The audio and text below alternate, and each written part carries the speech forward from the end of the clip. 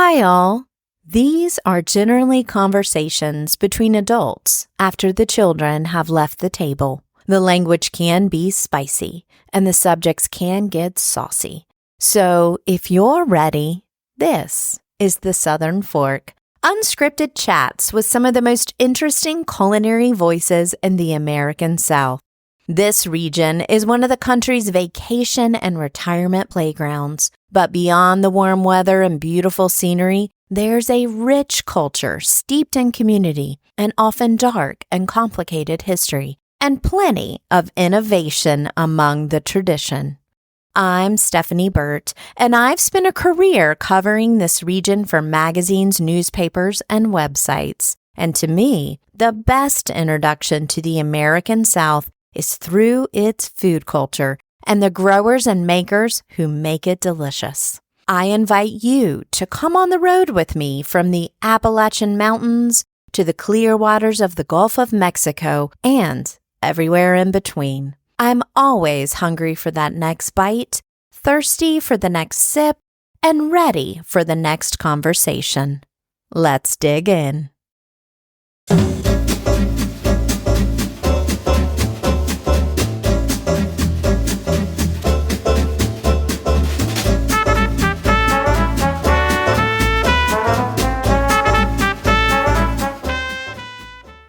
The Southern Fork is supported today by an anonymous donor.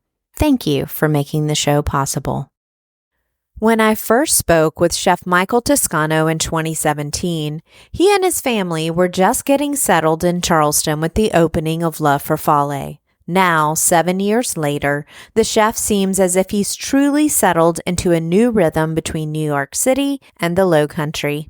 He and his wife, Caitlin, currently have 4 restaurants: the aforementioned La Farfalle, Da Toscano in New York's Greenwich Village, Da Toscano Porchetta Shop in Charleston, and Fugazzi, a small spot inside Charleston's Revelry Brewing that serves what Michael calls unauthentic, Italian-inspired American food.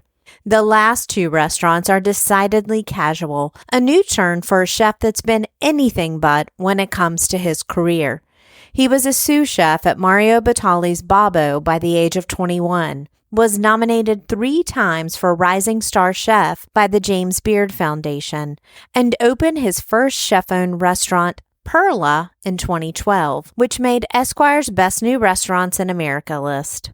He's always pursued his passion for cooking, but now that passion is a team sport where he looks to grow and support the rising stars in his own restaurants as well as the farmers he loves to work with. And one way he does that, topping soft, crusty focaccia fresh out of the oven with all sorts of delicious things. Welcome to the Southern Fork, Michael. Thank you for having me. Well, I don't have a green jacket, though. It's not like Saturday Night Live. What, is it a green jacket? No, that's the Masters. No green jacket like the Masters. Yeah. And no, remember, there's the 5 Timers Club. Yeah, right? for sure. Yeah, so we only have the 2 Timers Club, but I'm excited to have you back on the show because when I had you on the show years ago, you had just opened La Farfalle, and now you have multiple locations, and you're back in New York, and Porchetta Shop is doing some super fun things, and I just thought it would be time. It's creatively time. Yes, absolutely. So we've had a lot of good conversations over the years, and one of the things that I always was very interested in is that you were interested in living in Charleston, raising your family here, and then learning creatively here. Well, you've been doing that for years. So can you talk a little bit about how the Lowcountry has informed your cooking? Sure. Your creativity? I think cooking Italian food, it instills in your whole ethos of how you create dishes by, creating what's surrounding you. So when you're in Italy, all these classic dishes that are in people's repertoire, if you really dive into it, it's very simple and very basic and surface level, but I don't feel like enough people give it the attention that it needs to understand Italian cuisine the way you really need to be able to execute dishes that are so simple, but are used with specific ingredients. And they were all brought to that region or that city or that town because it was available to them. So they were all created out of maybe necessity, but also because what was available. And people don't cook like that in the United States as much, but it's becoming much more important to people, to chefs, but also to the consumer. It's much more important, and they'll pay the premium to have those local ingredients and understand that, like, that's how real cuisine is made, is by cooking what's available to you in wherever you're at. And that's why I thought Charleston was so special. New York's amazing because you can get anything from all over the world at any moment, all the time. And it's just fun. It's fun. It's happening. Yeah. But Charleston's incredible because it has such interesting characters and people and producers and purveyors, but also farmers that are so passionate about single ingredients that they raise and provide for all of us in here in Charleston. And moving to Charleston, being able to have my own shrimper, to have my own pig farmer. And you can have those things, not a shrimper, but you can have a pig farmer in New York, but like, it's a different kind of way of living down here where people have time to have a real relationship. It's not transactional. And that was what really opened my eyes to moving down here as a person, is getting out of the hustle and bustle of New York where everything's transactional. You may have friends, but they're probably because they're trying to, they're working an angle, or they're trying to get something, or they need a reservation when it comes to you, right? Where in Charleston, oh my God, I have neighbors who are some of my best friends. Hank Jackson, my pig farmer, is one of my best friends. And just a different way of communicating and being genuine. And I fell in love with it. And I didn't expect that. I didn't know that moving here. I was just enamored by the amount of restaurants and the quality and how beautiful of a town it is. And, going to work and driving over the Ravenel Bridge and being like, I live here. Yeah. Coming back from a vacation and be like, it's a pretty damn good place to come back to as my home. Well, and I think about that very often. I get to drive over water and salt water. Yeah. It's important. Ugh. I don't know. There's just something about it. It's a beautiful thing. So talk about a character and a farmer. We mentioned Tank. And really, you started doing these pop-ups with Tank here. We're sitting, I should tell you, Southern Fork listeners, in a very glamorous storage closet, aka chef office here, with some office furniture from the 80s, as it should be. And we're here upstairs in La Farfalle. And this is an old building. It's been a restaurant for many, many years. It's one of the first hangout places. It used to be called Vickery's. And it was really, I'm going to just tell you, it was hard for me to, I think I mentioned this on our first podcast, hard for me to be okay with you. Because Vickery's was so cool. It was just such a hangout place. But you started having these pop-ups here with Tank, and then you're doing porchetta. You have had a porchetta recipe. How does that start to morph and change into now what is Toscano Porchetta Shop? Friendship and really appreciating someone and what they do and the passion they bring to it. Yeah, he's a fun character, crazy guy, but just the most genuine person, salt of the earth. And having that relationship then, allowed me to ask more questions. Like, what's going on at the farm? How can I help you? As a restaurant guy who orders, a whole pig a week, what else can I do to help?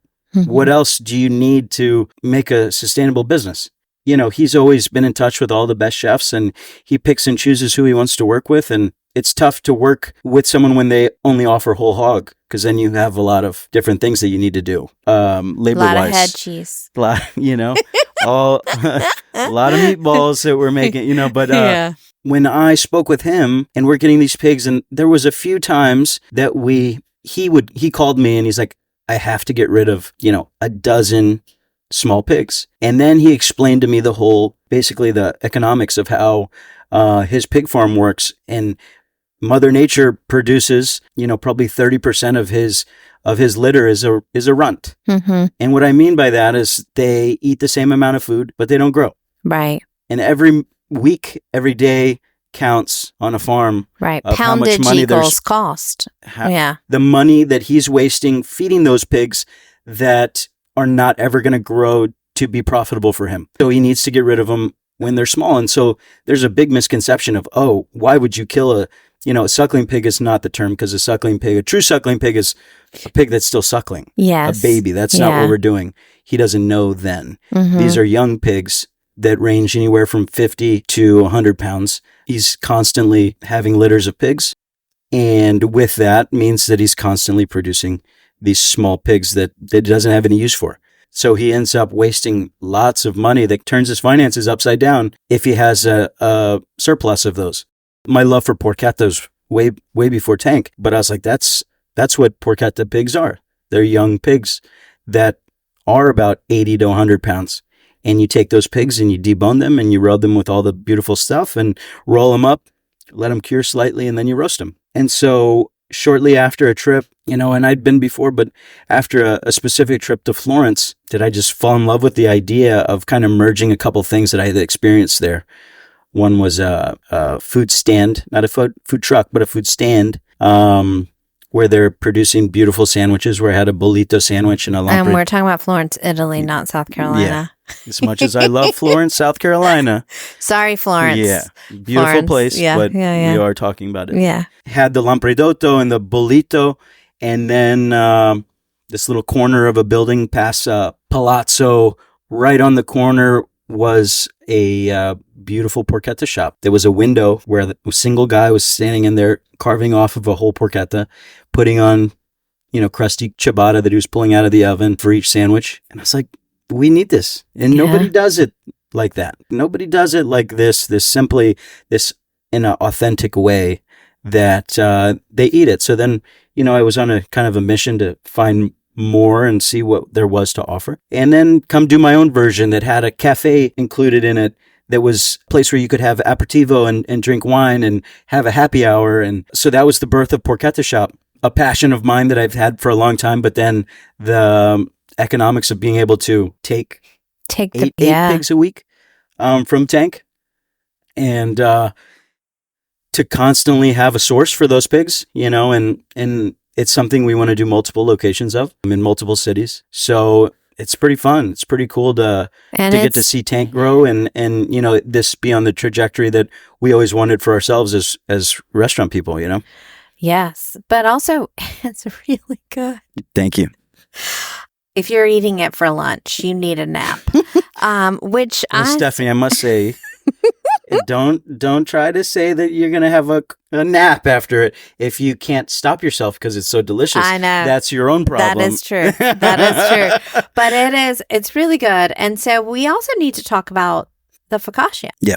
We saw the internet. We saw the cat fingers. And we're all into it now. Oh, yeah. Also, the other part of the porchetta shop that was everything goes on our focaccia. Well, when we first moved to Charleston and opened Le Farfalle, we were one of the first people to charge for bread. And we had our $8 bread that came with 3 sauces, the sugo from the meatballs, the olive oil whipped ricotta, and you got this warm, crusty focaccia that came out hot and crusty and soft on the inside and beautiful. And so as much flack as we got for the people who didn't order it, who were like, what kind of Italian restaurant is this charging for bread? We'd give you a baguette if you wanted it, but that focaccia was meant to be something memorable. Before we knew it, we were selling out of 60 a night, every night. And so with the popularity of that, we decided as kind of a brand, part of the brand is that we were going to take that focaccia, produce it on half sheet trays, and every sandwich that comes out of the porchetta shop would be on it. My goal for that bread is when you get it, it should be crusty. It should be soft in the middle. It is toothsome as you bite it, but totally tender. You're not chewing on something that's kind of baguette-like where it's too tough, crusty, but also chewy. This is like super tender. But it still holds together. It does not most fall definitely. apart. No, definitely because not. there's a lot of stuff on it. Yep.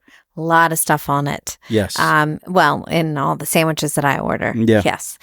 So I know a lot of chefs listen to the show, and creatively, we're talking about 2 sides of a coin. So creatively, we're talking about drilling down at that location where you're really getting to the essentials. The pork, the bread, the toppings, but it's a limited menu. It's really just repeating and perfecting. Yeah. Then you have 2 other locations where, this restaurant is a huge restaurant. The menu is big. It's seasonal. There's a lot of shifting. There's a lot of changing. You went through the pandemic. So can you talk about creatively how both sides of that feed you as a chef? Oh, absolutely. I'm so classically driven. I've always been a big believer, as a chef talking to young cooks that like, if you don't know classic repertoire, like if you're not studying, nobody's going to teach you that.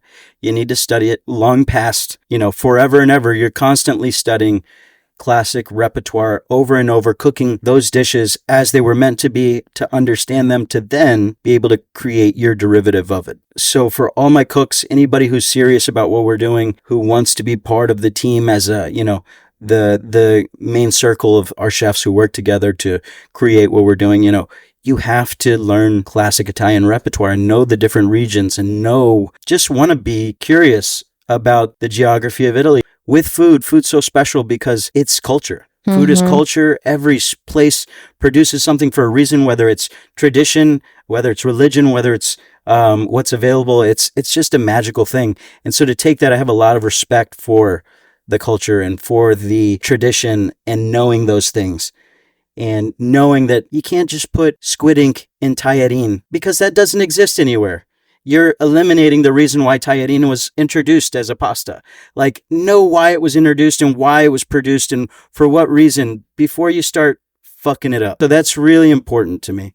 Whenever we create, we look at the time of year and certain seasons and certain regions are super special, highlighting those things. But at Porchetta Shop, it's so much fun because after we got started, and I was very disciplined with making sure the guys knew, like, we were doing these sandwiches for a reason, and this is how it was created. But now there's a lot of storytelling, is what you're saying. Absolutely. But there's storytelling internally as well as externally. They have to understand the story. To be able to, I'm not going to be there every day. Right. That's not the plan. And the plan is for them to be there. And if they don't know the stories and the reasons, then it gets lost. And it's a lot of work to get that story told to every single employee and for them to understand or even care. Right. So like my passion just has to be constantly dripping out of my mouth and constantly over the top telling these stories and telling them why and getting them excited. And it's so fun cooking these classic dishes and then, oh, this is available. Let's do a spin on that with this. And then they're learning how to do that. Before you know it, they're creating dishes and they're like, Chef, what do you think about this? Man, I love that. And then throw a question at them like, have you ever looked at this dish from this region? And then they research that. And then, it may just cement their idea or give them a way of thinking about it a little differently of how we can do it traditionally, where an Italian would have it or someone who's knowledgeable about Italian cuisine would have that dish and be like, oh, this is a very clever version of something I know very well. Because it's a conversation. That's right. It's a culinary conversation. You've been doing this series, and I freaking love the Instagram Live situations. Yeah. It's just one take, man. It's one take with all of these chefs in town. So it's really community building too, which is fun and working with your friends. Yeah. And they've been coming in, developing a sandwich. Can you talk about how you're helping? I mean, obviously they're chefs, they're professionals, but shape their thing that you're then going to translate to your chefs and sell. It was so much fun. And what we're talking about is the greatest show on focaccia. It was a charity collaboration where I couldn't stop. So I ended up picking 9 chefs for 9 different weeks. Each chef had their own week. And all Charleston-based chefs. That's right. And every chef, I gave them specific instructions to give me their cuisine in between our focaccia. And that was the only restrict. I was like, do whatever you want to do. We can execute it. Just tell me what you want to put between our focaccia and we'll knock it out of the park. And so, I swear to God, every single week was just the most amazing sandwich. And they were all so different and they were all so special. Some of them were simple chats over the phone. Some of it was through text and a phone call. Some were like full-on brainstorming sessions. Or I have these 2. What do you think about this one? And so getting to work with all these guys and have them pumped.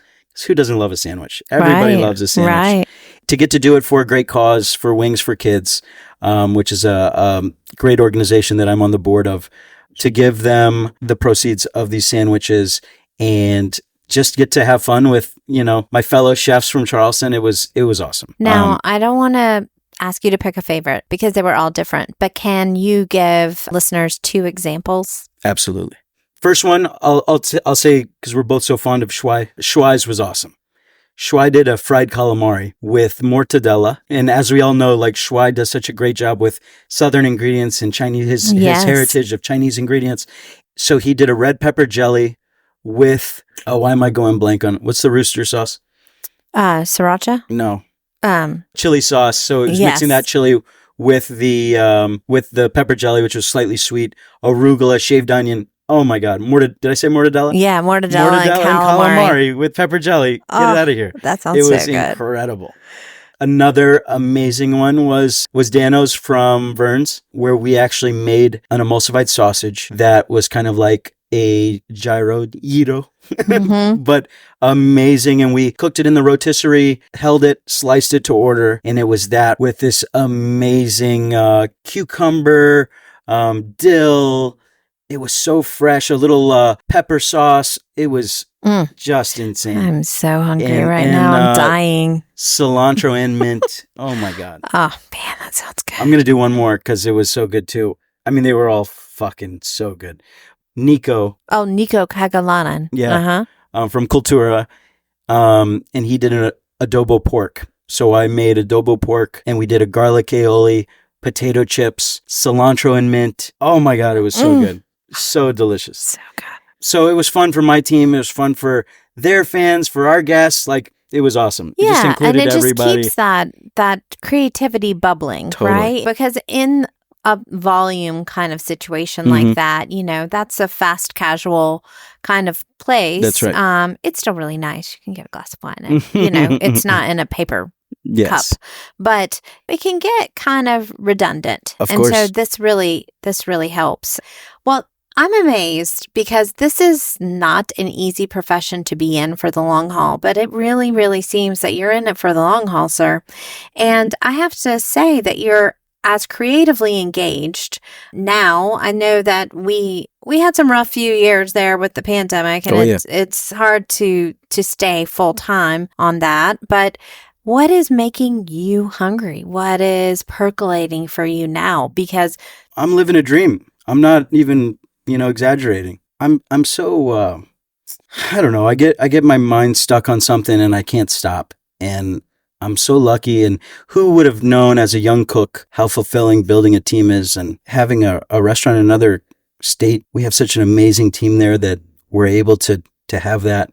We have such an amazing team here that we're able to grow. And now it's a mission for me, not only to be creative and create new concepts and do new things, but I'm building a team and now building businesses to grow my team, to give them opportunity, to give them a purpose, to give them ownership in something they're super proud of. So I've always loved food. I love to eat. Anybody who knows me knows how passionate I am about food, but being able to be a big part of all these people's lives and help them be successful and that keeps me going for sure. That's great. What is one aspect of being a chef that really meshes with a natural part of your personality? Yeah. I mean, I feel like a lot of cooks, when you go into cook, there becomes a point when it becomes redundant. And you're like, why am I doing this? I never asked why I was doing it, but I know a lot of people do. And because they get stuck in and they think it's the job's fault. But really, at every moment of my career, I was obsessive. And I always say this, if I didn't meet my wife, Caitlin, and eventually have a family and prioritize that, I'd be in a kitchen all day, every day. And there's a moment when you're a cook and you're like, what's my reason? What am I doing? If they don't see immediate results of where they could go or what they could do. And so I always push myself by one of my most important jobs coming up. I was 21 and I was the sous chef at Babbo. I was the right place at the right time. I worked really hard and proved myself, and the sous chef happened to leave and I became the sous chef. And on my days off of that very difficult job, for free, I was working at a whole animal butcher shop. And that was just kind of my personality for everything. I played sports as a kid and that's how I was. That's how my dad, really instilled that work ethic into my head. But that's continued on through cooking. And when you work hard, when you put in the work, everything falls into place. People who want things that didn't put in the work, didn't deserve it, don't have the skills, they're the ones scratching their head like, oh, I don't know if I want to do this anymore. where I just couldn't get enough. Right. I couldn't get enough of it. It's a weird thing. Yeah. But I mean, that's why I think this show has been so fun to do, because writing is an obsessive thing as well. Yeah. And there is nothing like that I will protect more. I will protect it. Yeah. And, it is how I interact with the world. This job, this work, which I call a job, but is my work. So it's not like a clock in, clock out. And so your friends either get that. Yeah. Or they're in the business too, or they understand that about you and love that part of you as well. Because there's no way that I've had friends that say, let's just pick a place, go eat at somewhere where you're not working. And I'm like, I don't want to go there. Yeah, right? You like, don't understand. I was like, you don't understand. Like, every time I'm around, I'm just around food and I'm around culture and I'm interested in the history of something. It just doesn't end. Never. It doesn't end. So I understand that obsessive part. Yeah. But one thing that I could tell a young cook right now is like, there's nothing more rewarding than going at the pace that I've been going at since I was 16 years old in the kitchen. And now the experience and the confidence that I have in cooking and creating. And you didn't know to look for this moment, but when you actually experience it and live it, it's a pretty special thing, becoming an expert at something. Yeah. 10,000 hours, right? Yeah. It's worth it. That's great. Yeah. I'm glad to hear that. What is keeping you up at night? I touched on it earlier, creating jobs for people who are very deserving, who I know who have been in my restaurants, who even if they've left and they come back, and we really pride ourselves on how well we take care of our employees, but putting our money where our mouth is and not only taking care of who's here, but creating new opportunities for those to then grow. Because they will leave you. That's right. And that is what their job. And it's understandable. Right. And that's what you would do as a young cook. Absolutely. You're not going to, or a mid-career cook, you're not going to stay if there's ceiling. Mm-hmm. Right. So creating new fun things that I'm super excited about. It isn't just a transaction. I'm super into every single project that I'm doing. And so it's fun. It's really fun to create that. And then what keeps me up is like, what's the right move? Picking and choosing the right move for all of us. It's not just me. It's not just my wife and my kids, which is super important, but it's, the 150 employees that we have. You're getting all fancy. Well, you've been fancy for a long time, but now you're getting really fancy. Oh, man. Well, I'm so excited to have you on the show, and I'm glad that we have this chat. I always enjoy chatting with you, and I've really enjoyed getting to know you over the years. So I'm excited to ask you this question, which I did not have in my repertoire the first time that we chatted, and that is my magic picnic basket question. So with this basket, I can time travel. I can go back and conscript anybody to make one more bite of something you just have to have. I can source for you and I can cook a little bit. Now, this isn't a death row meal. It is a meal to bring you life. Sure. And that changes. It changes with the seasons, and especially somebody obsessive about food like you. What is it going to be today? Doesn't have to go together. Just some things that just pop into your mind like, yes, that will bring me back to life. That's going to sustain me today. Absolutely. I mean, one of my biggest passions is beef steak. Having the perfect aged ribeye is like, for me, one of the most magical things. And when I say aged, I've gotten really into aging meat, and I do it at home in preparation. That's amazing. When you hear that, you don't really think about it, right? You think, oh, aged meat. But then you're actually like hanging meat in your house? Yeah. Okay. Yeah. And in room temperature? No, refrigerated temperature. Okay. Yeah. So, tinkering with stuff that takes months to see the outcome. And when you do, and I've had amazing meat at some of the best places, and, getting to have, sometimes it's luck of just sourcing the perfect piece and then aging it for 60 days, 90 days, sometimes 120 days, and getting to enjoy that when it's perfectly cooked. It's magic to me. Something that's so special that can't just be whipped up. It takes time and expertise. And it's super special. Nantucket Bay scallops, middle of the winter, they come about, and it's like one of the most magical things that's just So sweet, so tender. I love eating it in a pasta or just raw. Are there bay scallops? Nantucket bay scallops. So they're smaller scallops. Tiny. Yeah. And just so sweet and only available for like that month of the winter. Oh my God. So good. Another one, morel mushrooms. Morel mushrooms are a pain in the ass. They're like this kind of conical shape, where they have this crevice in the middle that can have sand in it. So you have to wash them really well. Well, they have sand everywhere. Yeah. And all the wrinkles and in the center. So if you don't cut them, forget it. You eat grit. And you just paid $35 a pound for it. Well, I mean, that hasn't ever happened to me. I was just like, what is going on? I rinse these for 20 minutes. Yeah, right. Yeah. So morels when they're cleaned properly. Yes, not by Stephanie Burt. And chanterelle mushrooms, which became an amazing Charleston, realization that, hey, it just rained and there's chanterelles everywhere. What a magical place I live in. Unbelievable. So getting to have fresh chanterelles after a rain and getting to poach them and make a pasta with them and use the poaching broth as the base of the pasta. I mean, just one of my favorite things on earth. So you're cooking for yourself in this picnic basket. I get it. You don't want my pound cake. I would love your pound cake. I would love I mean, that's another favorite is like eating people's special desserts that they. Right. That's a Southern thing, right? Parents who had their recipes, and my wife has their recipes, and neighbors, and I get to try all that. I love that. So I'd love to have your pancake. Well, right. I've forced that one on you. No. Well, if people want to learn more about Chef Michael Toscano and his family of restaurants in Charleston, South Carolina, and New York City, you can go to thesouthernfork.com. I'm going to have images there as well as links.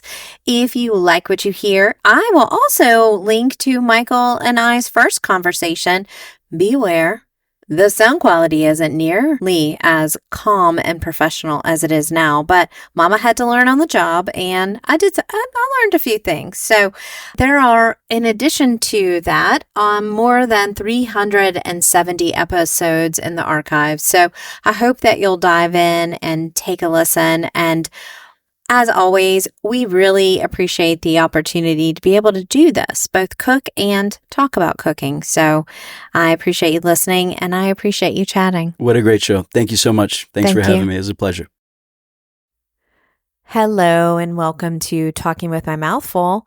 You heard Michael and I discussing Porchetta Shop and how much emphasis he puts on each element of the sandwiches that he makes. And that's just really indicative of a wonderful, wonderful trend right now in American restaurants. We are in a golden age of sandwiches. It used to be that sandwiches were really an afterthought at restaurants, or if you were like me growing up, sandwiches were lunchbox fare. I had the PB&J for years in my lunchbox, but there was really nothing gourmet about that. But if you're paying attention at all to restaurant culture, then you'll notice that a lot of fine dining chefs really like to do something casual mid-career or later in their careers once they've spent time with the tweezers and the plating and the tasting menus. For many of them, sandwiches are where it's at. Even in high-end restaurants, you can get really, really good sandwiches. Actually, Garden & Gun has their food issue out right now, and there is a turkey and the wolf sandwich on the cover, and a lot of discussion about sandwiches within the cover of that magazine. The important thing, if you make sandwiches at home, and I'm sure you do, we all do, is it is about thinking about all of those elements, and who better than a chef to really drill down on all these elements. So next time you're at a restaurant and you think, man, I don't want to pay X for a sandwich, maybe reconsider. Many of the chefs are putting as much thought into sandwiches as they would be into a composed plate. And man, I'm totally here for it, especially when the sandwich comes on focaccia. So anyway, thanks so much for listening, and I will be here next week.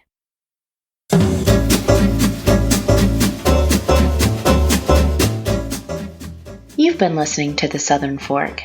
I can't wait to bring you more culinary conversations, but in the meantime, I have one question. Are you gonna eat all that?